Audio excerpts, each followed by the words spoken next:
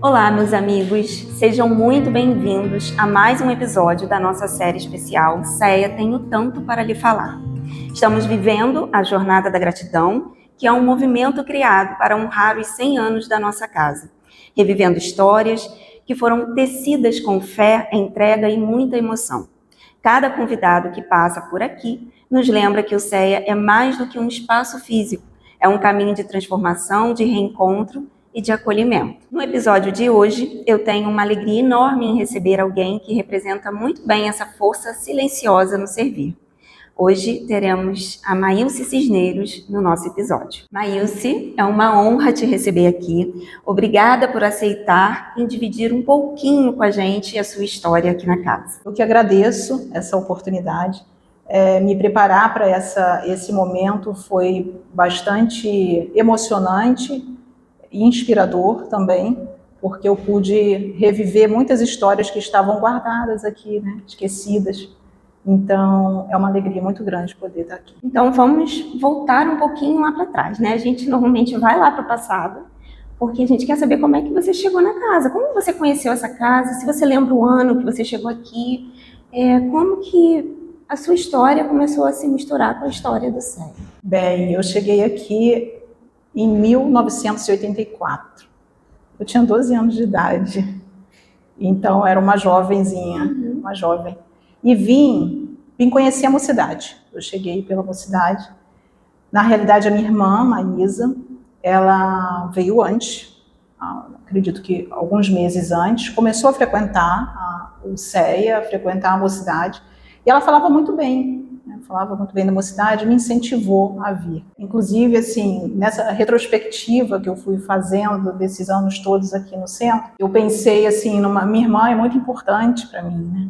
Sempre foi. Eu tentei uma definição, definir a minha irmã, difícil, né? Muito difícil, mas nesse sentido de ter sido ela a pessoa que me incentivou a vir, a minha irmã, ela abre portas, eu enxergo assim, caminhos. Então, ela começa alguma coisa, tudo que ela começa ao longo de toda a vida dela, né? Tudo que ela começa, ela leva uma porção de gente atrás, né? Muitas pessoas a seguem. E assim aconteceu com a nossa família, porque ela veio e logo vieram minha mãe, minha avó, eu e depois tios, e logo tinham muitos membros da nossa família fazendo parte aqui do Ceia. E assim, tem uma curiosidade, essa é um detalhe que, para mim, marcou muito a minha chegada aqui no centro, porque a Maísa, ela falava muito de um jovem que ela se aproximou aqui na mocidade, um jovem muito bacana, muito legal, que se chamava André. Bem, então quando eu cheguei aqui, no primeiro dia, era uma casinha, aquela casinha antiga, com aquela varandinha, e os jovens ficavam na calçada, então alguns jovens na calçada, reunidos. Então eu cheguei com a Maísa e a primeira coisa que eu perguntei foi: quem é André? Eu estava curiosa, né? Quem é o André? Ele não estava ali naquele momento, mas chegou para ele, né, esse episódio. E por que isso é importante e muito marcante? Porque quem é o André? Né? André é meu marido, meu companheiro de uma existência, meu amigo. E a gente está junto há 31 anos casados. 4 anos depois nós começamos a namorar, 10 anos depois casamos, construímos a nossa família, 2 filhos maravilhosos, assim, uma bênção realmente. São adultos, agora foram criados aqui, tiveram essa oportunidade de conhecer a doutrina espírita desde pequenininhos. Certamente já vinham antes de reencarnar, mas eu vinha trazendo eles durante a gestação e já recebendo os ensinamentos da doutrina. Então, por isso esse fato para mim foi marcante. Sim. E o André, quando veio aqui, ele falou isso. Ele falou. Você não viu ainda a entrevista dele? Eu não quis assistir a entrevista antes de fazer a minha. Então. Mas quando você assistir, você vai ver que ele também falou isso, né? Que Maílce perguntou por mim. Sim. É muito legal, a história de vocês bom. é muito interessante. Mas então você chegou em 1984 com 12 anos. 12 anos. Participou da mocidade, né? Qual foi a impressão que você teve quando você entrou aqui, se você lembra, né? Porque tem tanto tempo, você era tão novinha. Mas qual a sensação que você carrega desse início, quando você começou a frequentar a casa? Eu tenho uma recordação muito visual. Como eu falei, eu lembro dessa casinha, da varanda. Nós nos reunimos muitos jovens na varanda, né, do centro, naquela varandinha. Então, assim, para mim, a mocidade, ela foi responsável pela minha permanência aqui no centro. Porque as amizades que eu era uma das mais novas no grupo, o grupo não era muito grande. Então, mas era um grupo bem diversificado em idades. E eu fui muito bem acolhida, isso com certeza, muito bem acolhida. E era sempre uma alegria estar aqui. Eu acho que esse era o sentimento. Eu gostava de vir, gostava de estar aqui. Muito tímida, mas as pessoas, os meus amigos e colegas da mocidade, eles respeitavam isso, respeitavam essa minha forma de ser. E todas as atividades que a gente desenvolvia, nós fazíamos campanha do quilo batendo na porta das casas aqui da região, era a nossa campanha do quilo, visita fraterna, encontros de jovens. Então tudo isso, assim, essa recordação que eu tenho de acolhimento, de alegria, de gostar realmente de estar aqui aos sábados à tarde na mocidade. E olha que a maioria das pessoas que chegam aqui falam do acolhimento, né? Mas são pessoas mais velhas que chegaram aqui na fase adulta, né? E interessante que, se eu não me engano, o André também falou do acolhimento. Você, como jovem, também traz o acolhimento, sim, né? Com certeza. E se não fosse isso, eu não teria ficado, né? O que me prendeu aqui? Né? O que fez com que eu ficasse aqui?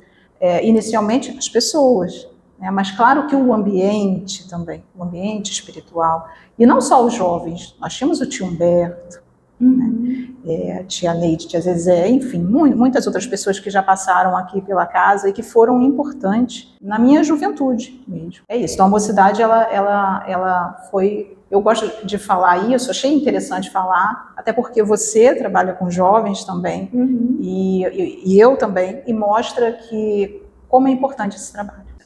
E tem outro detalhe, né? A própria diretoria da casa, as pessoas que estavam à frente, conforme nós fomos nos tornando mais velhos, e ainda na mocidade, nos deram muitas oportunidades de aprendizado, de crescimento. Começamos a fazer palestras, pequenas participações nas reuniões, então estudos dirigidos sobre mediunidade, sobre diversos temas. Então, isso é algo que a gente leva para a vida, né, para a vida. Então, é uma escola mesmo, em todos os sentidos. Agora, indo um pouquinho para a parte da estrutura física da casa, que eu também acho interessante, assim, você começou, não tinha nenhum prédio construído, ainda era aquela casinha lá nos fundos, com aquela parte ali da cozinha, né? Que se faziam os eventos, então, se faziam os eventos ali, almoço. Almoços, né? Aquela mesa comprida que aparecem fotos, isso, né? Participei de tudo isso, a gente participava dos almoços, dos eventos, tinham preces também, às vezes preces festivas naquela época. Existia isso aqui. Como é que era isso? Um prece festivo era assim, por exemplo, meus 15 anos, eu fiz 15 anos. Então vamos fazer uma prece pelos 15 anos da Maílson. Aí fazia uma prece, a gente depois se reunia ali naquela parte de trás, então ainda tinha esse... Até por ela ser pequena, né? Mais pequena. Próximo, vocês ficavam então, muito mais próximos. Depois quando o centro vai crescendo, não. E aí isso já cessa. Então eu participei de tudo isso, das reuniões. A reunião de mocidade era naquele salão menorzinho, aconchegante também. Livraria era uma mesa que tinha ali também próximo. Então pude acompanhar todo o crescimento do espaço físico aqui da casa. Então isso também é bem interessante quando a gente volta lá atrás para reviver. E é muito bom, assim, poxa, caramba, eu vivi essa época, né? Vivi essa época também. Você foi crescendo junto com a casa, né, mãe? Fomos crescendo. O tempo foi passando, então não só a idade, mas fomos amadurecendo em todos os sentidos, em conhecimento da doutrina, conhecimento de vida, nas nossas relações, em tudo. O Humildade e Amor, ele faz parte da minha vida, faz parte da vida da minha família, não tem como dissociar. Porque como eu cheguei muito novinha, a maior parte da minha existência, eu estou aqui, então não tem, né, não parei, ininterruptamente. Em nenhum momento eu deixei de frequentar o centro, houve momentos da gente eu precisar reduzir minhas atividades aqui, filho pequeno, trabalho, mas nunca parei, nunca parei. Inclusive o trabalho que eu fiquei mais tempo é a evangelização infantil. Foi a primeira atividade que eu assumi aqui na casa e fui entrando bem naturalmente como evangelizadora, foi a evangelização infantil. E fiquei quase 30 anos, assim, mais ou menos uns 30 anos. É bastante tempo. Bastante tempo. A gente se conheceu na evangelização.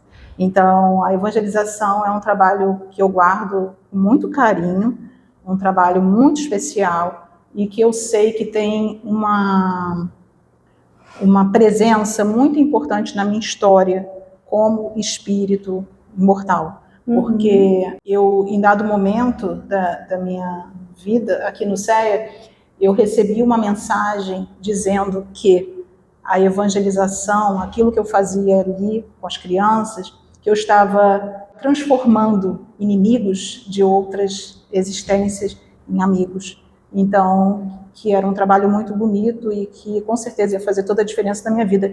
E não foi por isso que eu fiquei, obviamente. Eu fazia o trabalho com muito amor, tanto que quando eu decidi sair, foi um sofrimento muito grande, porque é um apego, né? A gente acha que o apego é só as coisas materiais. Não é. Não é. Então a gente se apega às pessoas, a gente se apega ao trabalho, e foi difícil, mas eu achei que eu precisava fazer outras coisas, me dar essa oportunidade de experimentar e me doar em outros trabalhos. Eu consegui me desgarrar com muito sofrimento e fui para fazer um trabalho. Eu conversei na diretoria e pedi para fazer um trabalho diferente. Sim, então nós vamos começar um trabalho com os jovens, filhos das famílias assistidas pela casa, e a gente quer fazer um trabalho de inserção desses jovens no mercado de trabalho, orientação profissional, um projeto que vai se chamar Voar. Aí eu, ótimo, fiquei super empolgada, aceitei. Isso era dezembro de 2015, em janeiro, vira o ano. Minha irmã, ela está sempre presente na minha vida. Então, ela me liga e diz assim: Maílce, eu estou aqui com o Juarez, meu cunhado, e nós estamos conversando sobre o centro, as atividades. E a gente pensou aqui no seu nome para assumir a coordenação da mocidade, com os jovens das famílias assistidas, a mocidade sábado de manhã, porque são os mesmos jovens que você vai trabalhar no Voar. Eu falei, caramba, eu estou saindo da evangelização infantil e eu estou me encaminhando de novo para a evangelização de jovens. Como nada acontece por acaso, então eu aceitei. O trabalho chega e a gente aceita. Eu aceitei e estou nesse trabalho até hoje, né? Com os jovens. Talvez até já esteja na hora de mudar novamente. É um trabalho que tem a ver com evangelização de qualquer forma, né? Família, né? Família para mim tem um peso assim importantíssimo. Sempre valorizei isso. Aliás, um detalhe na mocidade, em dado momento que a gente estava escolhendo, né, temas. Quais os temas que vocês querem estudar os jovens? E eu lembro que eu falei família. E todo mundo ficou família. Nós nunca estudamos família na mocidade, porque havia outros temas que eram interessantes para os jovens, e eu, família. Mas, o que você quer estudar de família? Então, era algo que eu já trazia assim dentro de mim. Não foi à toa, então, trabalhando na evangelização infantil e agora com jovens. Que outros trabalhos você já... Hoje você ainda é facilitadora, né? Sou facilitadora, sou do estudo sistematizado. Eu já participei do atendimento fraterno, quando ele acontecia no pátio. Não existiam as salas de atendimento, e a gente fazia o atendimento fraterno no pátio, e eu guardo assim um sentimento muito gratificante também daquela época, de você poder receber as pessoas e a gente se ajustando ali, pessoas entrando, chegando, e a gente tendo que conversar, de acolher. Então, trabalhei com o André, inclusive, nessa atividade, e como facilitadora, sim. Fui facilitadora de alguns livros, mas o marcante, 2, na realidade, foi O Céu e o Inferno, era um livro que caramba, quando me convidaram para facilitar, eu falei, o céu é um inferno? Não é um livro que as pessoas queiram estudar, quem não conhece? Mas aceitei, como sempre, eu aceitei. E aí, 15 anos. E aprendi muito, muito, muito, muito. Porque você já começa com aquelas perguntas: de onde vim, para onde vou, o que eu estou fazendo aqui? Os casos reais dos espíritos, contando, né? A gente vê a lei de causa e efeito, e você vai trazendo para a sua vida, não é uma questão de julgamento, você julgar o outro fez isso, e aí olha o que aconteceu. Não, é como exemplo para a nossa vida, de como que a gente pode viver melhor. Então, e foi um trabalho que eu conheci, que eu estreitei laços com duas grandes amigas até hoje, que é a Solange e a Luísa.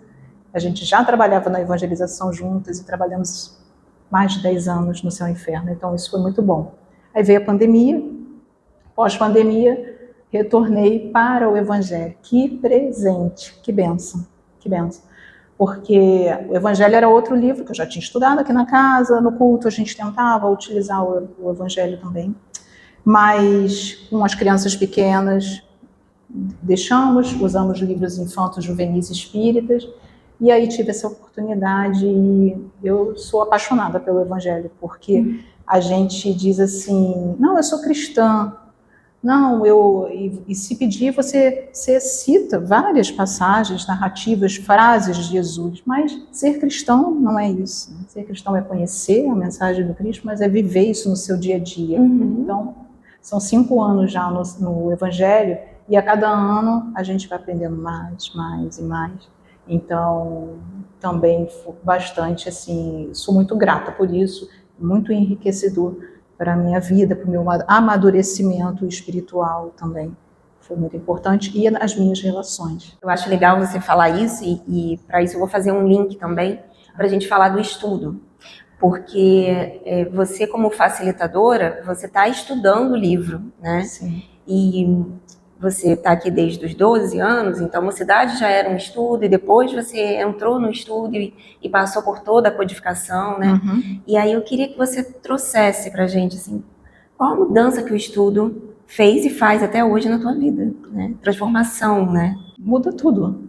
O conhecimento, aquela frase do conhecimento que liberta. Olha, o Céu e Inferno, ele foi muito importante porque eu tinha muita vergonha, ainda tenho, mas é muita vergonha de fazer prece. Quando eu comecei a estudar o Céu e Inferno, tem um caso lá no Céu e Inferno que o espírito não sabia fazer uma prece. Ele não conseguia orar e ele precisava disso e não sabia.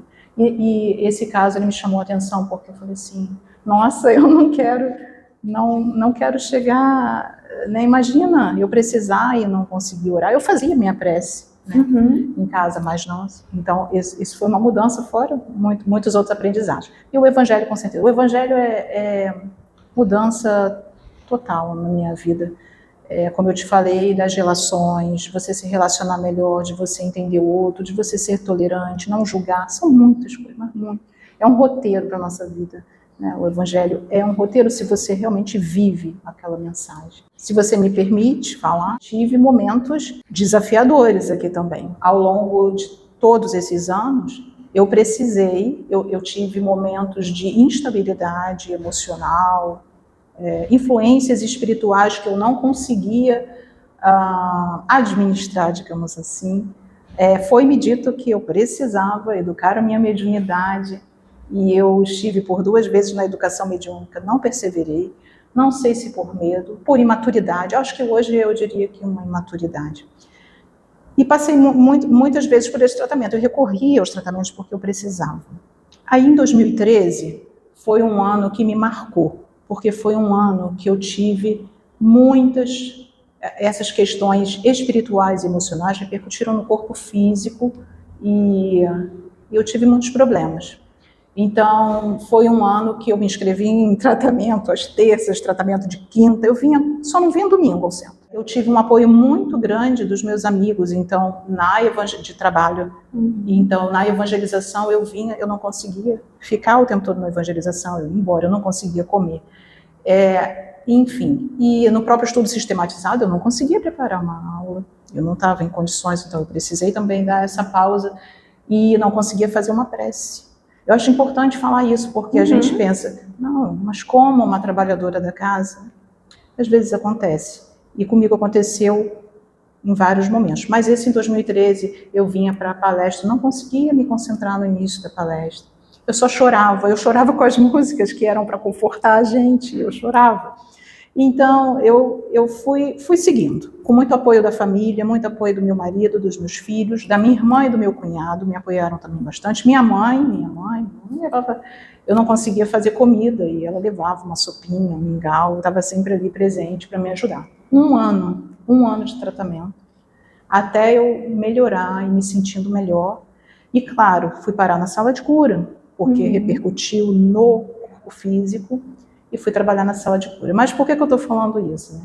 Por dois motivos. Um, porque a gente pensa assim, desequilibrar é muito fácil. Voltar ao equilíbrio demora mais. Eu acho que, e é uma opinião minha, né?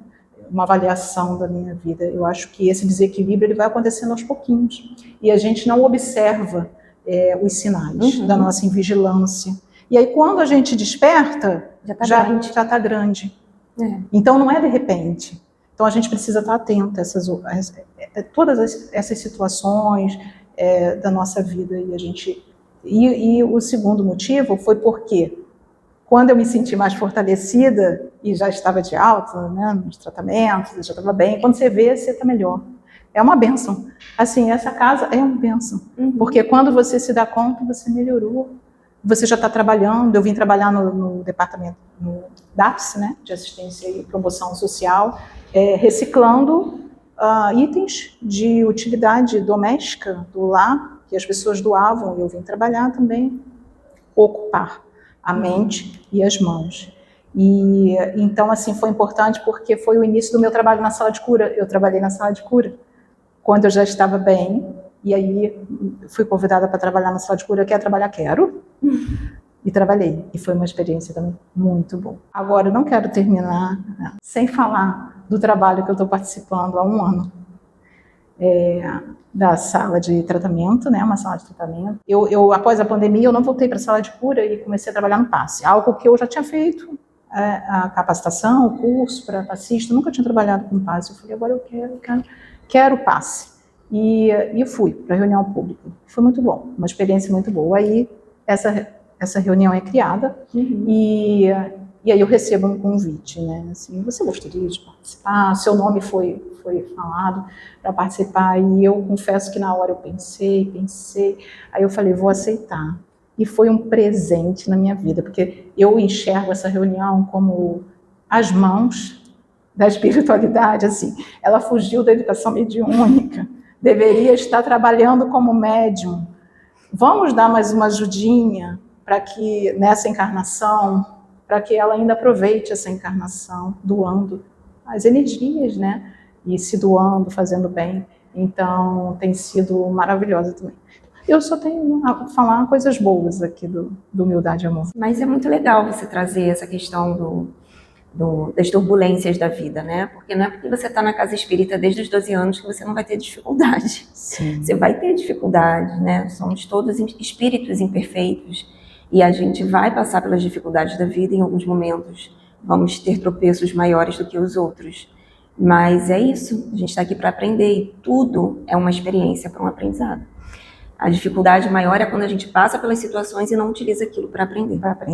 Vai se repetir. Fazer diferente, né? Se transformar, é o que você falou, da nossa transformação. Esse eu acho que é o grande objetivo da gente estar aqui, nos tornarmos melhores. Para isso a gente precisa se conhecer e a gente precisa aproveitar esses deslizes, esses desafios, e tirar um aprendizado para que você possa, numa situação semelhante, agir diferente, fazer diferente. É assim que a gente vai crescendo. Você já falou várias histórias, mas teria mais alguma história que seja marcante, seja uma história bonita ou significativa desse tempo que você passou aqui? Cada momento aqui que eu fui narrando, cada trabalho, eu acho que cada atividade que eu realizei aqui, que na realidade tem muitas outras, não teve um momento assim especial, mas todos para mim, cada momento desses, em cada trabalho que eu participei, cada pessoa que eu convivi, cada pessoa que eu pude receber no atendimento fraterno, que eu pude atender na sala de cura,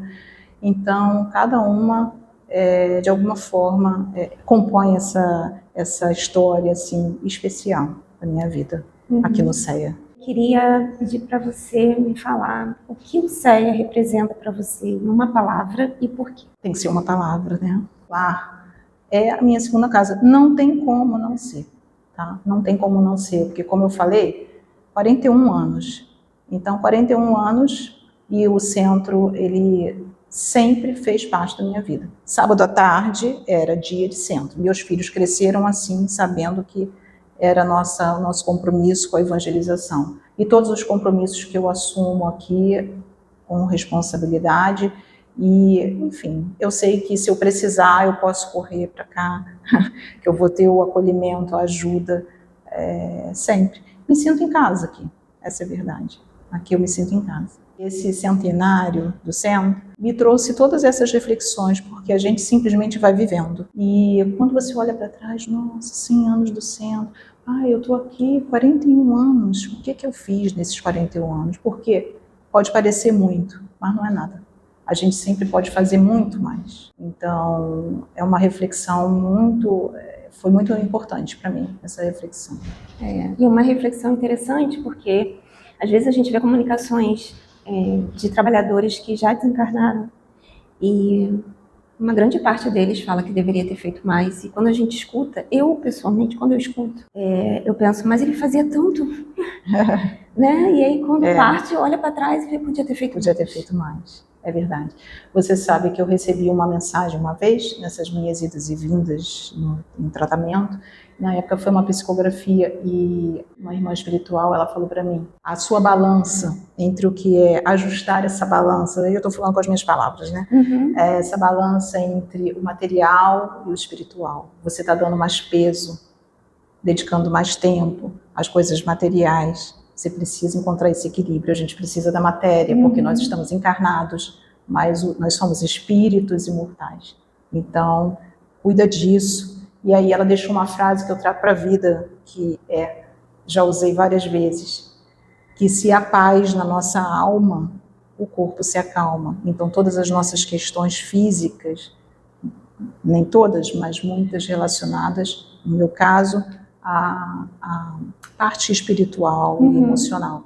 Aproveitei isso e trouxe para minha vida, para mudar, para fazer diferente. Nossa última pergunta. Você falou tanto aqui do CEA, do que ele representa. Se o CEA pudesse se materializar na sua frente, ser uma pessoa, não essa estrutura da casa, mas se materializar, e você pudesse falar algo para ele, o que você falaria? Eu acho que eu teria que agradecer. Eu falaria muito obrigada por existir na minha vida e por ter me dado a oportunidade de conhecimento, de conhecer essa doutrina que é realmente luz na minha vida e por me dar a oportunidade também de trabalhar e de ser uma pessoa, ou pelo menos tentar ser uma pessoa melhor. Então, muito obrigada por todos esses anos. Terminamos. Maílce, muito obrigada por abrir seu coração e compartilhar um pedaço tão precioso da sua trajetória com a gente. É muito bonito perceber como você transforma cada desafio em aprendizado, como coloca amor nos gestos simples e como a sua presença ilumina silenciosamente tantos caminhos dentro da nossa casa. Que você siga firme, fortalecida e amparada, levando essa força que te acompanha. Para nós é uma alegria enorme ter você no CEA e gratidão por esse momento tão especial e pela coragem de estar aqui com a gente também. Eu que agradeço a oportunidade. Eu que agradeço. Muito obrigada. E a vocês, amigos queridos que ficaram conosco até agora, muito obrigada pela companhia e pelo carinho. Se este episódio tocou o seu coração, não deixem de assistir também aos outros episódios, aos outros encontros que tivemos nessa série tão especial. Cada história tem um brilho e um ensinamento único. Aproveitem também para seguir o CEA nas redes sociais, ficar por dentro das novidades e acompanhar os próximos episódios da nossa Jornada da Gratidão. Um abraço bem apertado e até a próxima.